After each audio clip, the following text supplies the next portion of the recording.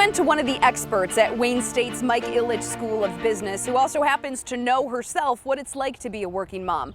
She says companies have a lot to lose here, or to gain, based on the tone and culture they set as we return to work. Right up until we had the pandemic, conversations about flexibility at work and remote work were still a no-no.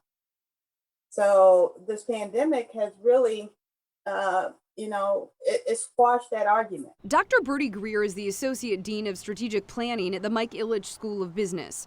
Something COVID should have taught employers, she says, is that flexibility isn't really a perk of the workplace. It's a necessity, at least for some things. It becomes second place to see a child walk in the back of a video conference. It has become second place to hear interruptions. During the summer of 2020, the McKinsey Global Institute found women's jobs were almost twice as vulnerable during the pandemic as men's jobs, with working mothers, women in senior management roles, and Black women being the most impacted. I think as moms, we take a lot of pride in our work in general, and we're willing to get the work done. We just might need to have a little bit of flexibility on exactly when that work is happening. That's Sadie Caligari. She's the director of coaching and training for the Perna team at Keller Williams in Novi. I work 2 days a week with my son at home with me. Wednesdays and Fridays, I have him. And so I'm sort of watching him out of the corner of my eye and also doing my work. Her advice for her staff and other working moms in the midst of juggling everything is to give yourself a bit of grace.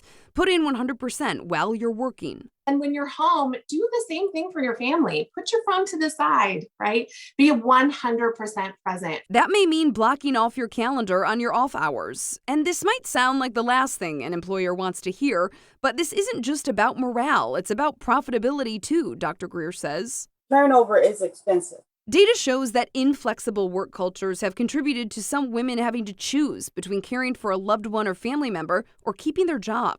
There is this issue of not necessarily gender issue, is gender plus. We don't mind women, we just don't want them to have small children. But companies have a financial incentive to stop that from happening.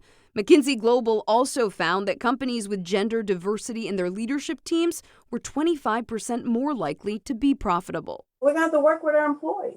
Now we know we have more tools to use. Invite these tools into the workplace and figure out how to use them to retain your best and brightest. Tomorrow, we're hearing from another local mom making the transition back into the office, how she's making it work as smoothly as possible, plus local resources for women struggling to make that jump.